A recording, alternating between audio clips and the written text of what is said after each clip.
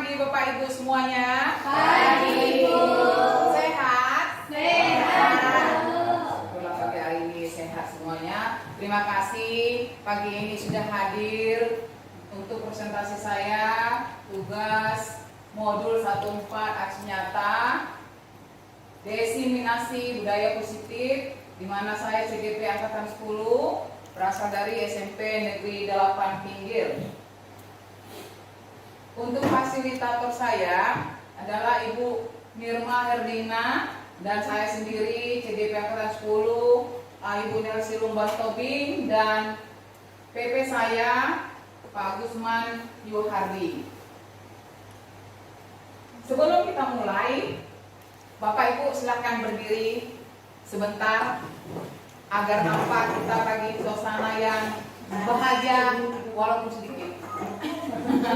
Silakan berdiri. Berikan senyum terbaikmu buat teman di samping kanan kirimu selama 30 detik. Silakan.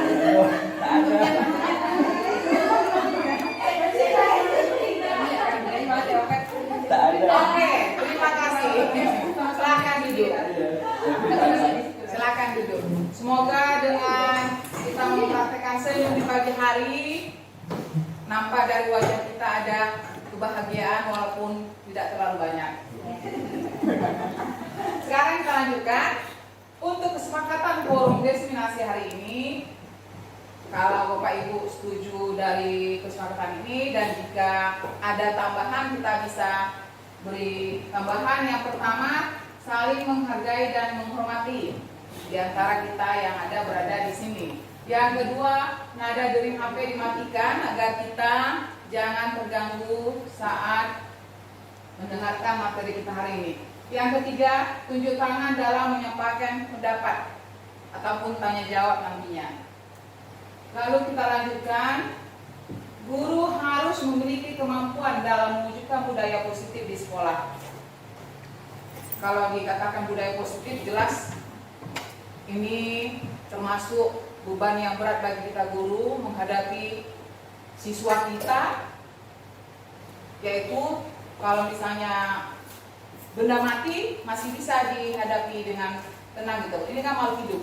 Itu pun sekian ratus yang kita hadapi. Untuk menciptakan budaya positif di sekolah itu pun dengan kesabaran. Yang pertama, disiplin positif dan nilai-nilai kebajikan. Itu yang pertama nanti kita bahas. Yang kedua, teori motivasi, hukuman dan penghargaan. Ketiga, keyakinan kelas. Keempat, kebutuhan dasar manusia. Kelima, posisi kontrol restitusi. Dan yang terakhir nanti materi kita tentang segitiga restitusi. Kita lanjutkan, disiplin positif dan nilai-nilai kebajikan. Sebelum kita masuk ke materi, kira-kira Bapak Ibu, apa menurut pandangan kita disiplin positif? Bu, Ya silahkan, budaya. melakukan hal yang baik, Bu. Melakukan hal yang baik. Oke, ada lagi Bapak Ibu, silakan Bunda Jorang. Sebuah kebiasaan untuk ke arah yang lebih baik. Ya, kebiasaan yang baik masih ada. Tentang disiplin positif, kita lanjut. Budaya positif. Budaya positif itu nilai-nilai, keyakinan-keyakinan, dan kebiasaan-kebiasaan di sekolah yang berpihak pada murid. Nilai-nilai kebaikan yang terutama kita kan seorang guru, kita tunjukkan dulu nilai-nilai kebaikan dari diri kita kepada anak, baru kita merangkul anak supaya bisa menciptakan budaya positif di lingkungan sekolah. Intinya di sini, budaya positif ini kita sebagai guru harus berpihak kepada murid. Itu adalah sesuai dengan pemikiran Ki Hajar Dewantara. Baru selanjutnya, budaya positif tujuannya membangun budaya positif di sekolah adalah menumbuhkan karakter anak. Jadi intinya dalam dunia pendidikan ini kita ingin menimbulkan karakter anak kita itu bagaimana? Jadi saat ini kita seorang guru, kita yang menghamba pada murid, bukan murid yang menghamba kepada guru. Tapi bukan berarti pengertiannya menghamba itu kita memohon nggak seperti iya. Kita berusaha menumbuhkan karakter dari diri anak tersebut. Memang itu sangat susah kita hadapi, apalagi di lingkungan sekolah kita, di lingkungan masyarakatnya yang sangat luar biasa. Baru kita lanjut, budaya positif akan menimbulkan rasa aman dan nyaman pada murid saat pembelajaran. Jadi kalau misalnya sudah tercipta budaya positif di lingkungan sekolah kita, maka kita akan merasa nyaman dan aman. Sama seperti diri kita. Kita seorang guru. Seandainya ada seseorang tiba-tiba tidak bisa tersenyum kepada kita, padahal kita tersenyum, kita tidak nyaman rasanya, kan saya salah apa? Pasti ada dalam diri. Tapi kalau misalnya kita berjumpa, misalnya kita saling sapa, saling senyum, kan nyaman rasanya. Nah, itu salah satu budaya positif. Dan itu sangat susah sebenarnya budaya positif ini kita terapkan dalam kehidupan. Jangankan dengan anak, kita sajalah dulu. Seperti kemarin, Bu Erni, misalnya Bu Desi, iya, Bu Desi itu gak senyum. Nah, sebenarnya kan gak enak, dia gak nyaman rasanya. Iya Bu Erni ya, gak nyaman rasanya. Berarti tidak ada budaya positif itu di situ gitu. Tapi kalau misalnya tersenyum gitu, saling sapa, kan nyaman, aman rasanya. Karena tidak ada sesuatu terjadi konflik gitu. Baru selanjutnya, disiplin positif menumbuhkan disiplin yang didorong dalam diri anak tanpa hukuman dan hadiah. Jadi disiplin itu jangan pernah kita memberikan hadiah, hukuman kepada anak. Saat ini itu tidak diperbolehkan. Makanya kita seorang guru itu sekarang ini difokuskan tentang pemikiran Ki Hajar Dewantara. Kita harus banyak belajar tentang pemikiran Ki Hajar Dewantara. Kenapa kita dikatakan tidak boleh memberikan hukuman dan hadiah? Kita kan harus mengikuti kodrat zaman untuk mendidik anak zaman sekarang. Berbeda mendidik anak zaman dahulu sama zaman sekarang. Kalau kita semasa kita zaman dahulu, mungkin kalau kita dipukul guru, kita tidak akan mengadu kepada orang tua. Tapi kalau sekarang ini kita pukul anak, dia akan semakin membangkang kepada kita. Akan diperbuatnya kembali untuk yang berikutnya.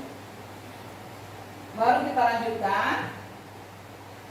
Disiplin positif manfaatnya dapat menumbuhkan kepercayaan diri sendiri. Rasa percaya diri. Rasa percaya diri ini tidak mudah kita dapatkan. Jangankan kepada murid, kepada guru. Saya sendiri contohnya.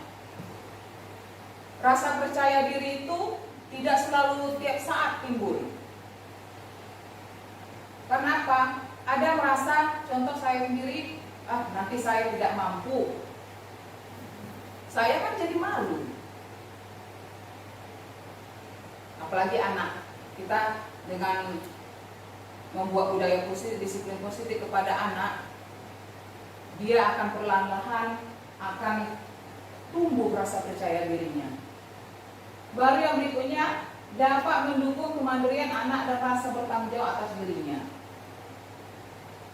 Anak yang membuat suatu masalah, kita sama seperti yang kalian tidak boleh memberikan hukuman.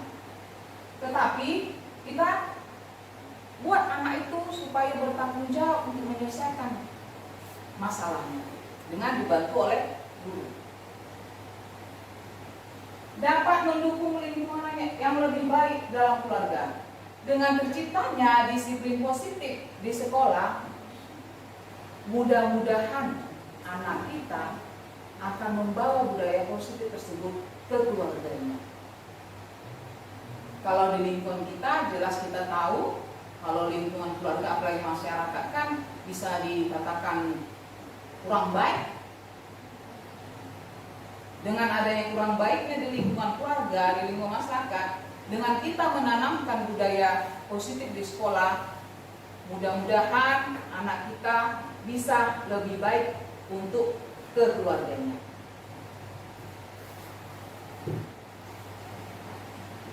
Kita lanjut, nilai-nilai kebajikan.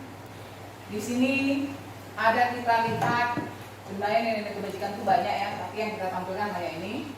Ada keadilan, keselamatan, tanggung jawab, kejujuran, rasa syukur, lurus hati, berprinsip, integritas, kasih sayang, rajin, berkomitmen, percaya diri, kesabaran, keamanan, dan yang lain-lainnya. Jadi nilai-nilai kebajikan inilah yang perlu kita tanamkan di diri peserta didik kita. Tapi arti kata di sini memang seperti saya, belum tentu saya bisa nilai-nilai kebajikan saya terapkan di diri saya. Tapi saya berusaha untuk menerapkannya walaupun tidak sepenuhnya. Tapi kita tetap kepada murid itu harus kita tanamkan seperti nilai-nilai kebajikan tersebut. Supaya apa? Supaya nanti disiplin positif itu dapat terwujud di lingkungan sekolah kita. Lalu selanjutnya, teori, motivasi, hukuman, dan penghargaan restitusi. Kira-kira motivasi itu apa menurut Bapak Ibu? Silakan Dora. Keinginan, semangat. Cita-cita, keinginan, semangat. Sangat bagus Bu Nora. Hukuman itu kira-kira apa menurut Bapak Ibu? Sanksi. Sanksi. Sesuatu yang ditakutkan. Sesuatu yang ditakutkan. Kalau untuk penghargaan, Yang diinginkan. yang diinginkan. Reward. Kalau restitusi, Penyelesaian masalah. penyelesaian masalah. Oke, kita lanjut. Teori motivasi. Teori motivasi yang kita bahas di materi ini itu ada dua, motivasi intrinsik dan motivasi ekstrinsik. Motivasi intrinsik jenis motivasi yang muncul dari dalam diri seseorang. Sangat susah ya Bapak Ibu untuk memotivasi dari dalam diri. Terkadang itu yang menjadi lawan kita. Kita mudah memotivasi orang, tapi susah untuk memotivasi diri sendiri. Sama seperti saya, dari saya bersekolah sampai saya bekerja, untuk memotivasi diri itu susah. Karena apa? Ada waktunya terkadang kita terasa lemah. Makanya sebenarnya kita itu perlu bantuan dari keluarga, dari kawan. Makanya motivasi itu sesudah misalnya teman, saudara, keluarga yang lain memberikan motivasi, maka akan timbullah dari dalam diri. Saya seperti itu. Barulah sesudah termotivasi, timbullah rasa percaya diri dalam diri saya. Itulah yang penting kita terapkan kepada anak. Kita berikan motivasi supaya ada timbul dari dalam diri peserta didik. Itu yang sangat penting. Untuk mendapatkan motivasi intrinsik ini tidak mudah.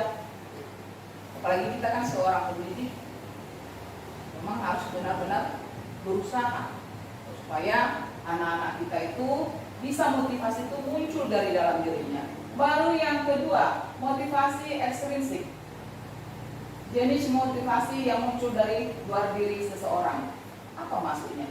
Motivasi muncul dari luar diri seseorang. Motivasinya dari sekitar lingkungan kita, baik keluarga, teman, sahabat, saudara. Apakah penting motivasi ekstrinsik ini? Menurut saya, kalau saya penting untuk menimbulkan motivasi dari dalam diri saya lemah. Misalnya ada saudara teman yang memberikan motivasi, bisa timbul kembali. Baru selanjutnya, motivasi perilaku manusia. Yang pertama, untuk menghindari ketidaknyamanan atau hukuman. Tadi di sini dikatakan fermentasi ada intrinsik, ada ekstrinsik. Motivasi perilaku untuk menghindari ketidaknyamanan atau hukuman. Untuk menghindari ketidaknyamanan. Saya rasa apalagi kita seorang guru, tidak ada yang tidak menginginkan ketidaknyamanan. Semuanya pasti ingin nyaman, aman. Saya pernah bekerja di Kalimantan di SMP 1 Mutoa. Punya ada 5 tahun saya di situ. Jadi yang pertama kepala sekolahnya baik.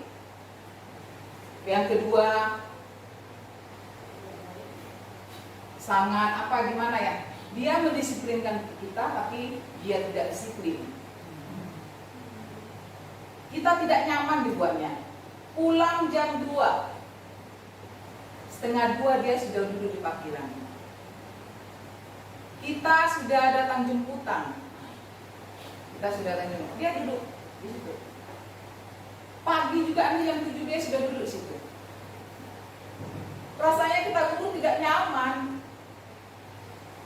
Saya sudah pernah merasakan itu. Jadi kita kan istilahnya perlu menghindari itu.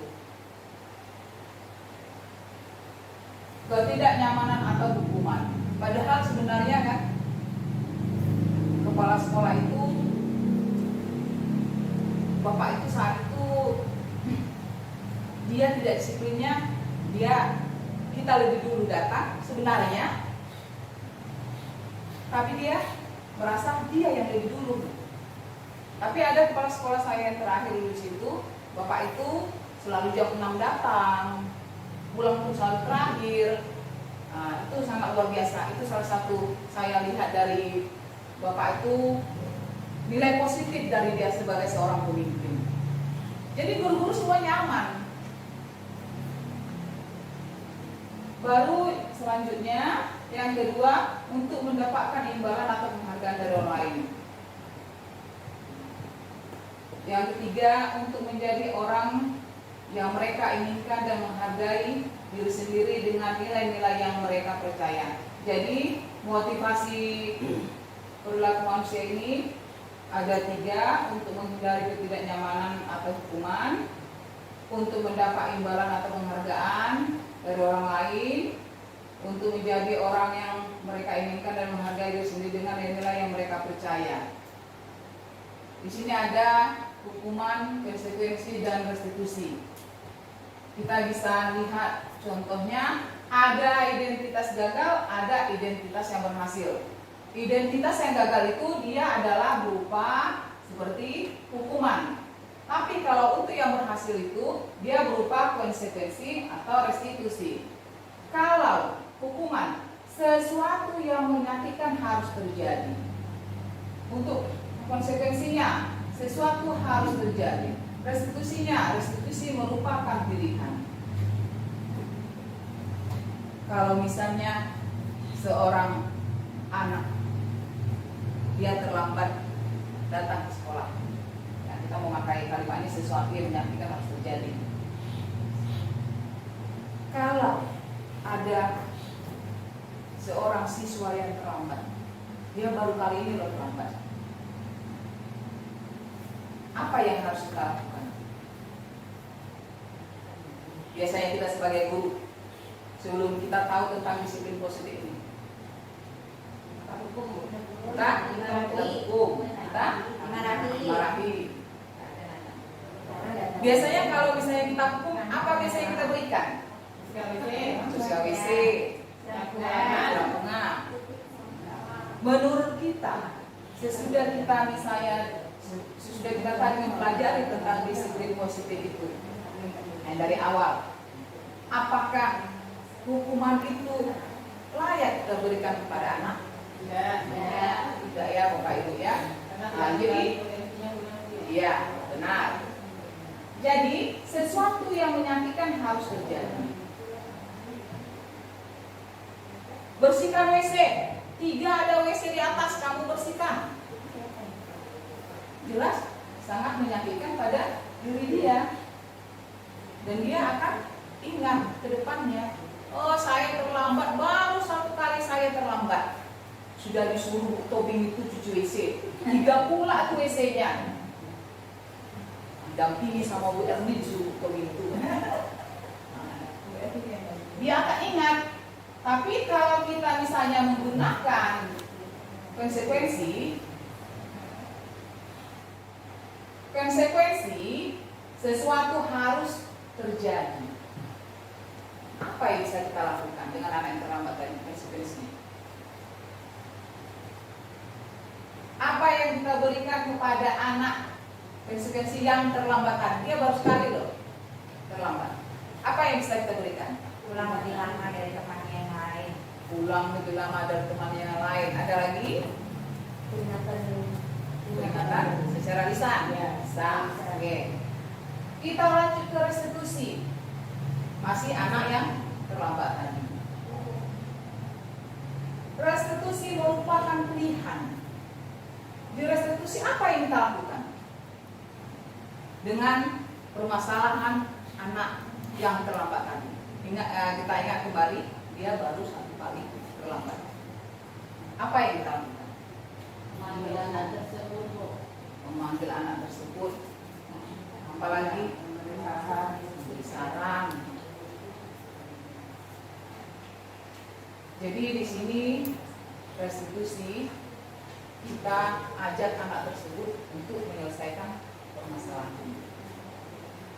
Agar apa? Supaya dia jangan terlambat lagi ke depannya. Karena kan anak ini baru 1 kali terlambat. Berbeda lagi kalau anak yang sering terlambat. Lalu kita lanjutkan, tidak nyaman untuk murid atau anak untuk jangka waktu panjang. Pernah kisah saya SMP dulu kelas 7. Saya dulu kelas 7B. Saya masih ingat wali kelas saya masih guru sekarang, namanya Ibu Galinggi. Memang disiplin di sekolah itu saat keluar main tidak boleh masuk ke ruangan kelas. Kalau misalnya tinggal uang jajan kita dalam ruangan kelas tidak boleh diambil lagi. Itu peraturan dulu. Jadi misalnya Ibu Nora masuk ke ruangan kelas sambil jajannya, kita semua kena hukum. Bukan hanya Bu Nora saja, satu kelas. Jadi saat selesai keluar main, kami dibariskan di depan ruangan kelas, berbaris semuanya. Ini papan apa namanya penggaris rotan ya, itu pukul semua bekas kami. Saya 7 hari baru hilang. Teman saya yang perempuan kebetulan dia putih cantik, tuh dagingnya nampak. Dagingnya nampak. Padahal bukan kita yang salah, kawan yang salah. Tuh kami satu ruangan kelas semua kena. Itu pun selesai dipukul, berdiri sampai pulang di depan ruangan kelas. Beda cara mendidik yang dulu sama sekarang. Ada yang mengadu? Tidak ada. Paling di rumah ditanya, kenapa begitu semua? Dipukul Ibu? Kenapa dipukul? Kawan masuk ke ruangan kelas saat keluar main ngambil uang jajan, dia nggak diapa-apain. Tapi kan kalau sekarang kan berbeda ya. Kita cubit aja mak, ntar satu keluarga yang datang ke sekolah. Karena pernah kejadian juga saya di sana, ada masalah, datang satu keluarga, bapaknya, mamanya, pamannya, neneknya. Ini kenapa? Kok selama dia nggak terima orang tuanya? karena anak dimarahi loh, bukan dipukul, bukan dicubit. Datang satu keluarga. Saya pernah juga itu menghukum anak dulu, saya wali kelas 9 saat itu.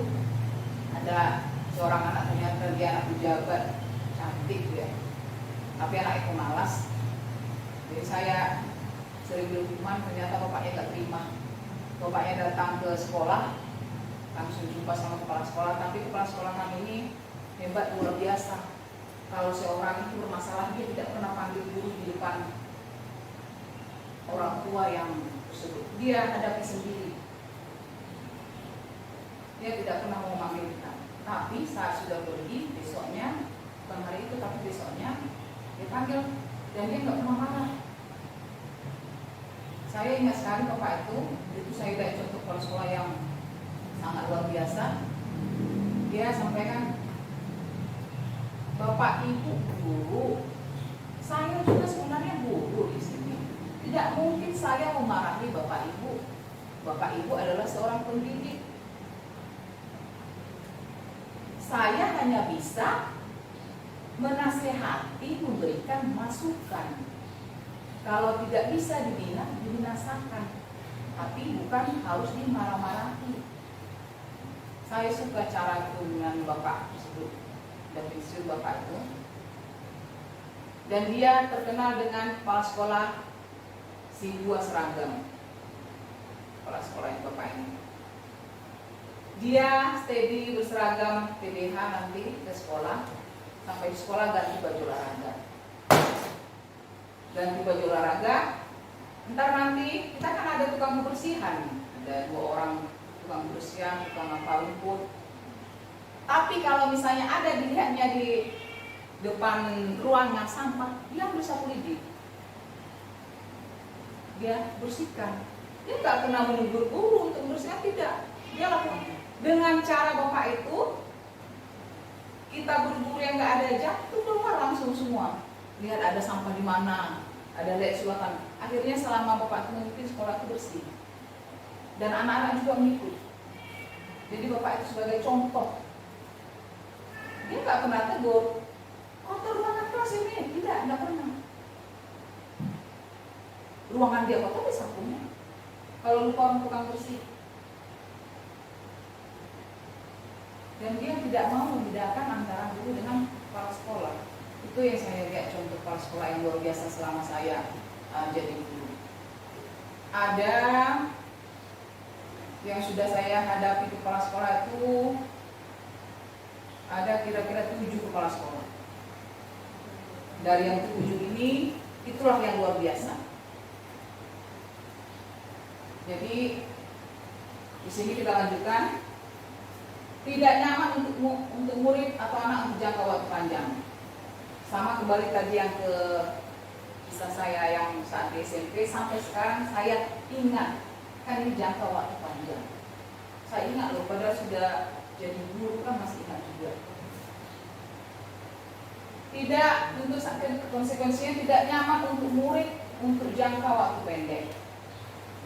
Kalau untuk konsekuensinya kita perlakukan dia untuk jangka pendeknya. Baru yang untuk restitusinya menguatkan untuk murid atau anak dalam jangka waktu panjang. Supaya apa? Istilahnya jangan sampai diingat hal-hal yang tidak baik untuk kedepannya oleh murid kita. Dan saya juga ada pernah semasa kelas 6 SD, wali kelas saya dulu sudah pensiun. Saya sampai sekarang saya coba di Maret, kadang saya terus, kadang tidak. Karena setiap saya lihat wajahnya saya ingat. Kelas 6 SD, saya punya teman, saudara, sahabat, juara 1 umum dari kelas 1 sampai kelas 6 SD kami satu sekolah.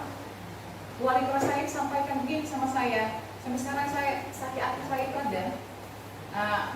Melsi, kamu itu bisa dalam belajar gara-gara si Juliana. Namanya Juliana. Saya terkejut. Kami kalau pulang sekolah itu, kebetulan rumah kami dekat, kami sering belajar kelompok. Jadi wali kelas saya itu mengira nilai-nilai saya bagus tuh karena sahabat saya sih Juliana tersebut. Padahal itu masih termasuk, dia bisa bilang anak-anak ya. sakit hati saya luar biasa sampai sekarang. Sampai sekarang. Saya lihat ibu itu bisa jumpa di mana, lebih sering tidak saya tegur. Karena setiap melihat wajahnya saya ingat kisah yang dulu. Jadi teman saya ini SMP pindah ke SMP yang di Sebarang Dalam ini. Saya masih tetap di situ. Jadi tanpa dia, saya tunjukkan saya bisa. Ternyata jumpa di kelas 7 SMP dia guru mapel saya, mapel biologi. Saya nggak pernah tegur. Walaupun saya dapat hanya 10 besar ya, tapi ada 2 mata pelajaran yang bisa memang saya pegang di tingkat SMP waktu itu. Nah, jadi di sini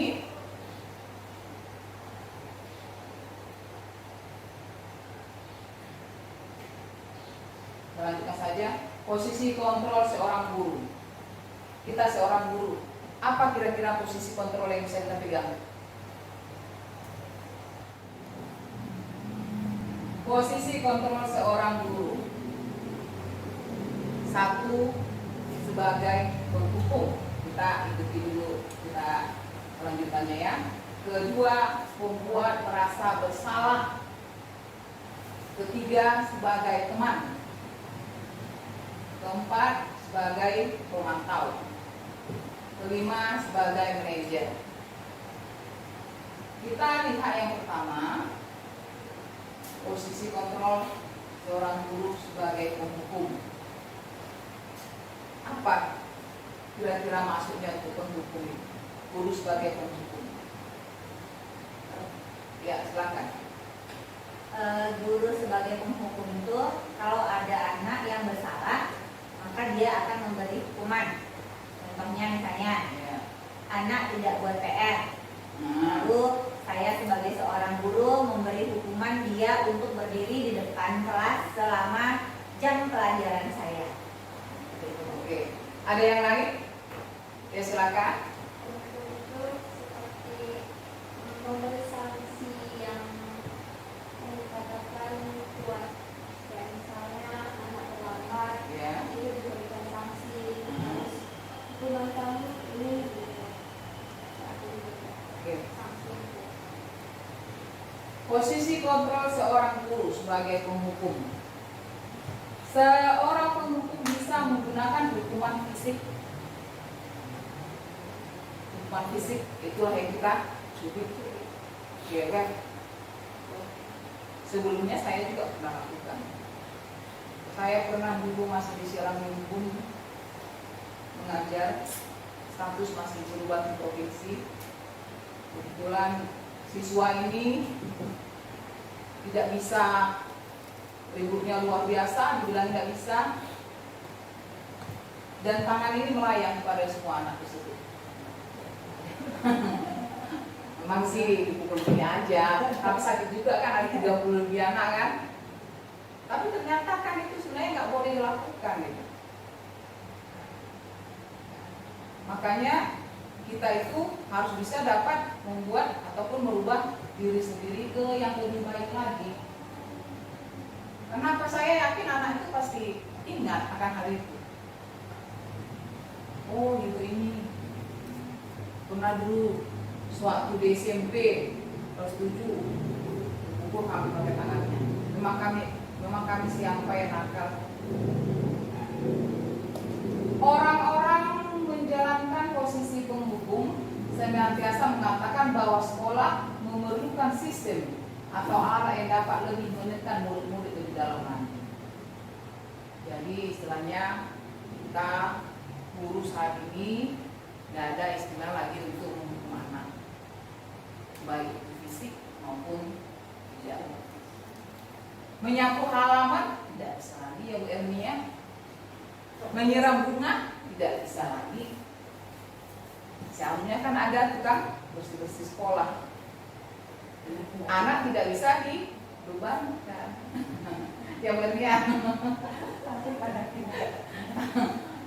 Itu kenyataan di belakangnya lain lagi. Intinya kan di sini, walaupun misalnya menyapu teras kantor kita suruh, itu kan ada termasuk penghukuman sebenarnya ya pada anak ya. Padahal sebenarnya tidak boleh lagi yang saat ini. Karena kita selalu harus ingat pada pemikiran yang jadi lontar menghambakan murid.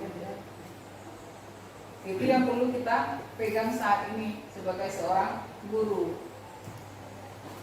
Kenapa? Dengan penghukuman ini anak merasa ada tekanan dari kita guru. Baru selanjutnya membuat merasa bersalah. Pada posisi ini biasanya guru akan bersuara lebih lembut. Tapi kalau saya tidak bisa bersuara lembut pula kan. Karena pernah saya coba bersuara lembut di dalam ruangan kelas, tertawa murid. Bu, nggak cocok bu. Ibu buat suaranya, kalian bilang ibu marah. Lembut suara ibu, kalian bilang nggak cocok. Seperti biasa aja lah bu. Jadi di sini untuk merasa bersalah, pada posisi ini biasanya guru akan bersuara lebih lembut, berarti tidak kuat, tidak kasar, tidak berteriak-teriak. Pembuat rasa bersalah akan menggunakan kegentingan yang membuat orang yang merasa tidak nyaman, bersalah atau rendah diri. Kira-kira apa yang bisa kita ambil contoh dari membuat merasa bersalah? Apa kira-kira bisa kita ambil contoh dari membuat merasa bersalah tersebut? Siapa yang bisa? Silakan. Sudah berapa kali Ibu bilang nak tugasnya belum juga dikerjakan. Ibu kecewa sama kamu. Oke, maka kita kasih aku sama budaya. Terima kasih budaya. Ada lagi yang bisa memberikan contoh dari membuat merasa bersalah? Ya, silakan. Nah, kamu seharusnya sudah tahu. Ibu lelah menghadapi kamu, nak. Ibu stres. Oke, terima kasih Bu Ade. Kita berikan aplaus sama Bu Ade. Jadi itu dari membuat merasa bersalah. Baru selanjutnya, teman. Pernah saya lihat ada guru, dikit-dikit anaknya langsung di rangkulnya, dikit-dikit langsung di rangkulnya. Saya pernah tegur guru tersebut, jangan terlalu dekat kepada anak. Anak nanti tidak menghargai guru. Tapi waktu saat itu jawabnya, Bu, anak itu harus kita buat sebagai teman. Bisa sebagai teman, tapi jangan terlalu. Karena apa? Anak tidak akan menghargai guru. Guru pada posisi ini tidak akan menyakiti murid. Karena apa? Karena kamu sudah menganggap teman. Jadi dia tidak bersalah pun anak tersebut, dia akan berpikir untuk menegurnya.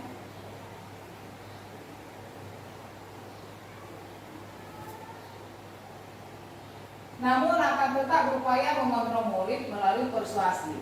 Posisi teman pada guru bisa negatif ataupun positif. Positif di sini berupa hubungan baik yang terjalin antara guru dan murid. Adakah dari antara Bapak Ibu yang pernah melakukan hal ini? Membuat seorang siswa tersebut menjadi teman.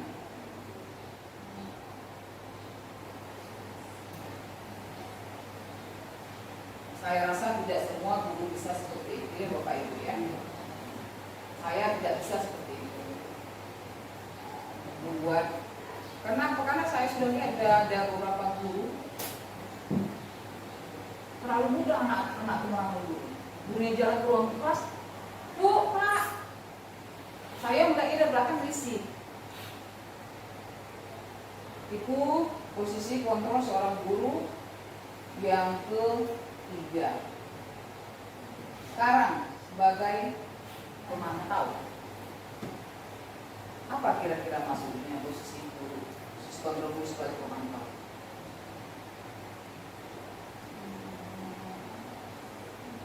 Posisi guru, posisi kontrol guru sebagai pemantau. Dia adalah mengawasi. Memantau berarti mengawasi. Pada saat kita mengawasi, kita bertanggung jawab atas perilaku orang-orang yang kita awasi. Posisi memantau berdasarkan pada peraturan dan konsekuensi. Apa kira-kira contohnya di lingkungan sekolah kita ini?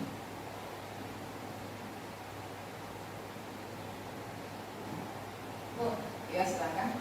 Misalnya sama murid, kamu sudah melanggar, Ya. apa peraturan dan konsekuensinya? Kamu sudah melanggar peraturan kita hari ini, apa konsekuensinya? Ya, oke. Ada lagi? Kita lanjut sebagai manajer.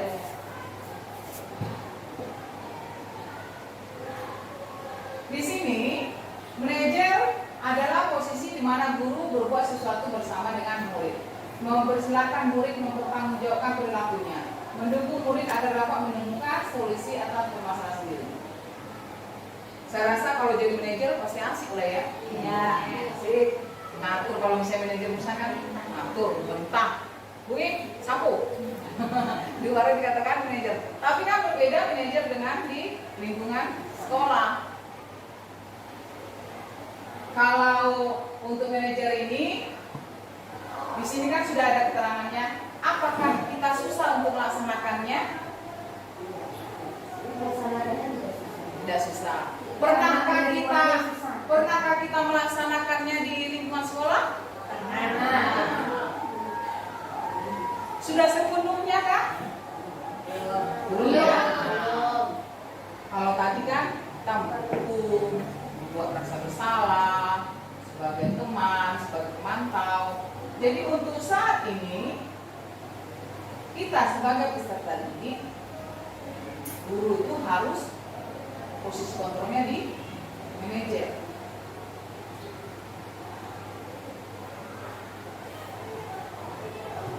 Apa kira-kira yang bisa contoh yang Bapak Ibu berikan tentang posisi kontrol tentang manajer? Siapa yang bisa? Contoh yang ada di lingkungan sekolah kita. Kita kan sudah biasa sebenarnya melakukan hal posisi kontrol manajer tersebut. Apa kira-kira? Ya, silakan. Nah, apakah kamu tahu kesalahanmu? Bagaimana kamu mengatasi masalah itu? Nah? Dengan yang dikatakan budaya tersebut, apakah nanti akan terselesaikan masalahnya? Belum ya? Berarti dia masih ada proses ya. Nah, jadi ada lagi yang bisa posisi kontrol seorang manajer, guru? Ya, silakan. Budaya tadi ada yang benar juga. Ya. Masalahnya kita harus lihat dari sisi posisinya. Ya. Misalnya dari permasalahan keluarga, Ya. kita harus tanya orang tuanya, Ya. temannya. Nah, di situ kita bisa memberikan memecahkan masalah. Ya. Oke. Terima kasih Bu Daya sama Bu Risma. Jadi dengan contoh yang diberikan ibu kita yang berdua ini sangat bagus. Intinya yang mereka sampaikan itu kita harus menyelesaikan permasalahan dari yang dihadapi anak tersebut. Bukan berarti kita berikan nasihat, kita berikan apa, kita biarkan. Tapi tetap juga kita perhatikan perkembangannya. Kita lakukan, kita sebagai manajer, kita setiap anak ada permasalahan, kita bantu anak menyelesaikan masalah tersebut. Tapi kita perhatikan juga berubah enggak untuk hari-hari berikutnya. Jadi intinya yang dikatakan ibu-ibu kita ini sudah sangat bagus, dan dari kesimpulannya itu dia adalah mencari penyelesaian masalah yang dihadapi anak tersebut. Baru kita lanjut keyakinan kelas. Ya, silakan. Keyakinan kelas. Kita di sekolah ini sudah membuat keyakinan kelas bersama dengan anak-anak. Keyakinan kelas merupakan metode untuk menimbulkan kembali disiplin positif yang didasari oleh motivasi dari dalam diri. Apa kira-kira contoh dari keyakinan kelas? Contoh dari keyakinan kelas yang sudah dibuat Bapak Ibu di ruangan kelas. Ucapkan salam sebelum pembelajaran. Lagi mengumpulkan tugas dengan tepat waktu. Ada lagi berpakaian rapi. Ada lagi. Jadi yang disampaikan dengan ibu-ibu kita, Bunda Joram sama Bu Opet, keyakinan kelas itu kita berkolaborasi dengan anak. Kita tanyakan kepada anak. Kesepakatan kelas. Kita tanya anak, apa yang akan kita buat keyakinan kelas untuk kelas mereka. Bukan kita guru yang membuat ya, bukan kata atau kalimat kita yang kita buat, tapi kata dan kalimat anak-anak. Jangan kita paksakan kehendak kita kepada anak, tidak bisa. Kesepakatan kelas itu kita pendapat dari anak-anak. Bukan kita langsung buat. Oh, anak-anak keyakinan kelas untuk kelas 71. Jangan ribut. Dilarang buang sampah di sembarangan tempat. Tidak bisa. Kita nggak bisa memasukkan kehendak. Kita minta pendapat dari anak-anak. Biarkan mereka membiasakan diri untuk memberikan pendapat yang ada dalam pikiran mereka. Dengan cara mereka memberikan pendapat, maka akan timbullah motivasi dari dalam diri mereka. Baru kita lanjut. Keyakinan kelas diperlukan untuk menciptakan lingkungan kelas yang aman, nyaman, dan menyenangkan bagi siswa. Jadi kalau sudah dibuat bersama siswa keyakinan kelas tersebut dan kita yakin kepada anak-anak biar dilaksanakan, karena kan mereka mendapat mereka, dan yakinlah anak kita mudah-mudahan akan aman, nyaman, dan menyenangkan di ruangan kelas mereka. Kalau untuk keyakinan kelas yang dibuat oleh anak, bukan keyakinan kelas yang dibuat oleh guru. Baru selanjutnya segitiga restitusi.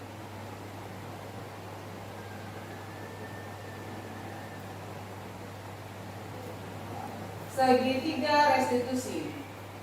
Proses menciptakan kondisi bagi peserta didik untuk memperbaiki kesalahan mereka sehingga mereka bisa kembali pada kelompok mereka dengan karakter yang lebih kuat. Segitiga restitusi. Segitiga restitusi ini dia ada 3. 1. Menstabilkan identitas. 2. Validasi tindakan. 3. Menanyakan keyakinan. Di sini kita garis bawahi memperbaiki kesalahan mereka. Sama seperti tadi kasus yang saya sampaikan, anak terlambat baru 1 kali itu terlambat ke sekolah. Apa yang kita lakukan kepada anak supaya anak tersebut bisa memperbaiki kesalahannya, agar kesalahannya itu tidak terulang lagi di hari berikutnya. Jangan langsung dimarahi, jangan langsung dikasih hukuman. Kita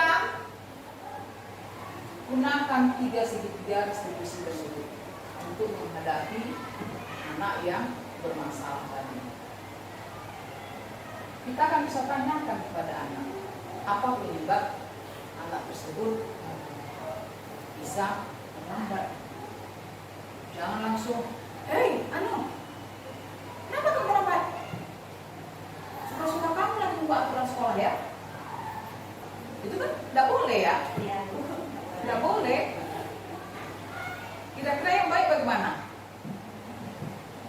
Menyampaikan kemana? Dipanggil anak, bicarakan yang baik. Apa? Berarti diminta alasannya ya. Cara mempertanyakan itu lembut juga. Oh, lembut juga, nggak bisa keras, harus lembut. Itu dengan bahasa dia. Oke. Itu tidak terlari dengan kesalahan kamu. Iya. Gitu kan? Itu nggak terlari dengan tentang kesalahan yang kamu perbuat Iya. nih. Jadi intinya yang dikatakan Bapak Ibu itu di sini akan dibuat tahap-tahap. Itulah yang dikatakan dengan 3 segitiga restitusi. Dia mempunyai tahap menstabilkan identitas yang pertama, yang kedua validasi tindakan, yang ketiga kita menanyakan keyakinan yang sudah dibuat tadi sama anak, bukan yang dibuat oleh guru ya. 3 segitiga restitusi yang tadi kita lihat selanjutnya. Nah, ini ada contoh kalimat dari menstabilkan identitas yang pertama tadi. Tadi di sini kan segitiga restitusi ada 3. Menstabilkan identitas, validasi tindakan, menanyakan keyakinan kelas sudah yang dibuat oleh siswa bersama gurunya tadi. Kita lihat di sini ada contoh dari kalimatnya. Menstabilkan identitas. Menstabilkan identitas. Contoh kalimatnya. 1. Berbuat salah itu tidak apa-apa. Berbuat salah itu tidak ada apa-apa. Tidak ada manusia yang sempurna. Saya juga pernah melakukan kesalahan seperti itu. Kita bisa menyelesaikan ini. Bapak Ibu tidak tertarik mencari siapa yang salah, tapi Bapak Ibu ingin mencari solusi dari permasalahan ini. Kamu berhak merasa begitu. Apakah kamu sedang menjadi teman yang baik buat dirimu sendiri? Jadi ini adalah contoh dari kalimat menstabilkan identitas. Anak yang bermasalah tadi, yang terlambat tadi, kita sampaikan. Tidak apa-apa kalau anak itu terlambat saat ini. Anak kan manusia tidak ada yang sempurna. Anak kan terlambat pasti ada alasannya kan? Sama seperti kita terlambat di sekolah, bisa saja bocor ban. Ataupun misalnya di tugas sakit perut Ibu Ade ya, seperti sejarah dulu Ibu Ade ya, hanya gara-gara makan jambu air ya. Nah, tak tahu mau numpang lari sini ya. Jadi intinya anak juga bisa saja seperti, sedangkan namanya kita manusia kan tidak ada yang sempurna. Berbuat salah itu tidak apa-apa. Kita sampaikan kepada anak. Karena kan manusia tidak sempurna. Guru juga tidak sempurna, anak juga tidak sempurna, hanya Tuhan yang sempurna. Baru kita mengatakan, ibu juga pernah melakukan kesalahan. Jadi anak itu supaya jangan merasa bersalahnya gitu. Kita kan ingin anak itu supaya jangan melakukan hal itu lagi untuk hari berikutnya. Kita, ibu dan kamu bisa menyelesaikan masalah ini. Ibu tidak tertarik mencari siapa yang salah atau apa kalau kamu juga salah. Ibu tidak tertarik masalah itu.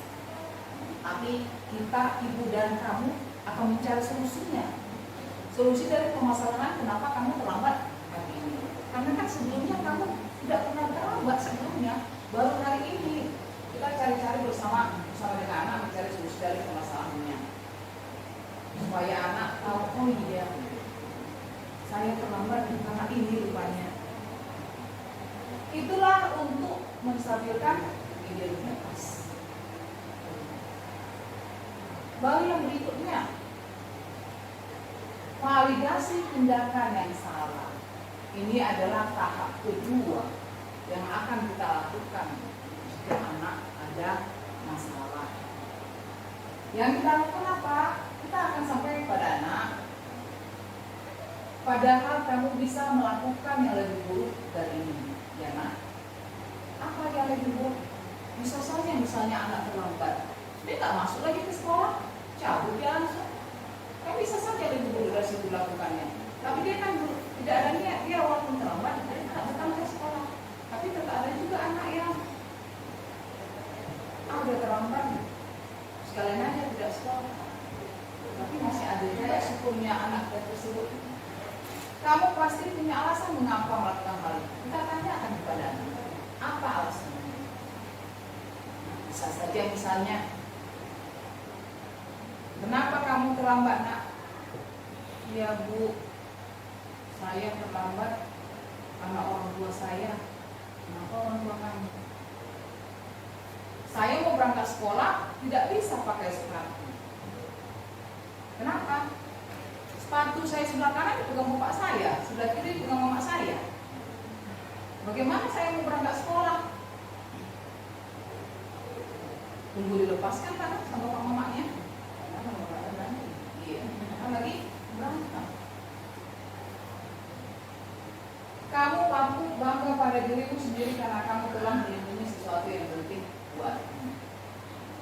Kamu boleh mempertahankan sikap, tapi kamu harus menambahkan sikap yang baru.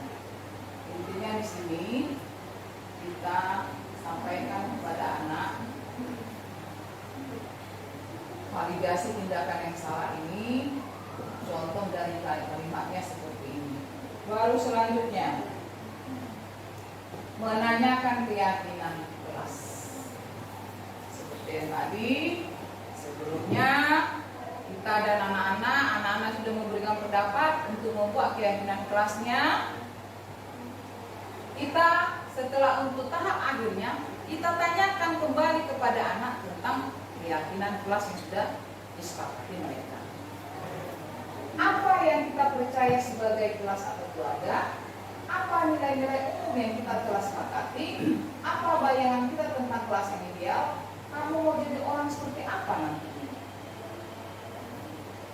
Kamu masih ingat keyakinan kelas yang dibuat di kelas bersama teman-teman nak? Kita bisa sampaikan. Apa yang tidak kamu penuhi dari keyakinan kelas yang dibuat bersama teman-teman? Kita tanyakan kepada anak tersebut. Itu untuk contoh kalimat dari menanyakan keyakinan. Jadi di sini dengan kita mengikuti tahap segitiga resolusi tersebut, maka seorang anak atau siswa akan dapat kedepannya ataupun mampu untuk memperbaiki kesalahan mereka, sehingga mereka bisa kembali pada kelompok mereka dengan karakter yang lebih kuat. Jadi intinya di sini, dengan kita melakukan ketiga tahap ini, kedepannya semoga anak kita tidak mengulanginya kembali.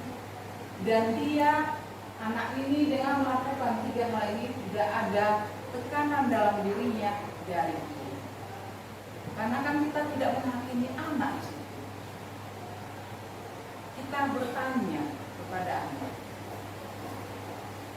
kenapa dia bisa seperti itu? Bagaimana dia menghadapi menyelesaikan masalah itu? Apakah dia akan mengulanginya kembali? Dari Bapak Ibu, dari ketiga ini, mana yang sudah dilakukan? Menstabilkan identitas sudah. Contohnya apa? Bapak bisa. Contohnya apa?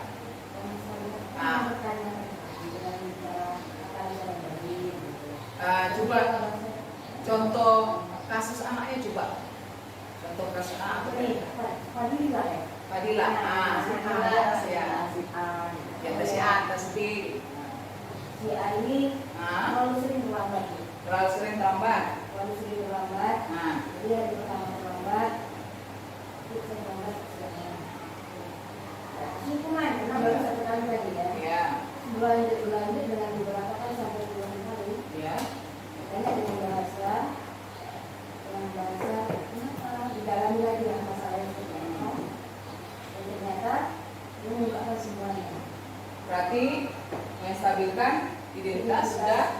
selesai, sudah dilaksanakan. Ya. Kalau untuk yang validasi tindakan sudah diselesaikan atau tidak? Bisa sama tadi lah. Iya. Kita dilakukan. Sudah dilakukan. Kira-kira apa yang belum dilakukan dari yang tiga ini? Sepenuhnya belum, tapi sudah dilakukan dengan Proses. Berarti yang dari 3 tahap ini ada yang belum dilakukan? Sudah, tapi masih belum dilakukan. Ya, sekarang Yang belum sudah. validasi dan menanyakan Validasi tindakan tidak apa belum? proses dan menanyakan keyakinan itu mungkin.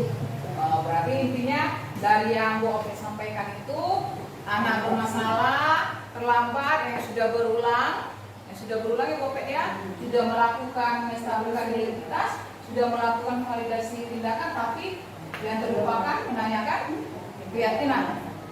Ya Bu Opi ya, masih mungkin karena keyakinan kelas itu belum lama kita lakukan ya, jadi mungkin kita bisa terkadang terlupa.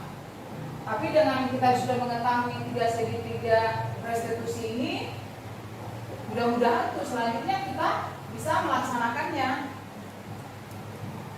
Kalau bisa semua kita guru bisa melakukannya, tidak sebagian dari guru. Jadi semoga kedepannya nanti kita tidak berulang lagi kembali ke seperti yang sebelum kita mengetahui tentang disiplin positif. Ada kira-kira lagi Bapak Ibu yang memberikan contoh? Ayo silakan. Ya, jadi contohnya misalnya ada anak yang tidak pakai sepatu, Ya, jadi dia ke sekolah pakai sendal. ya, Jadi anak itu kita kalau dulu tapi tidaknya. Habis. Oke Bapak Ibu, terima kasih atas keikutsertaannya untuk mengikuti pesan saya ini, dan akhir kata saya ucapkan terima kasih. Guru Bergerak Indonesia Maju.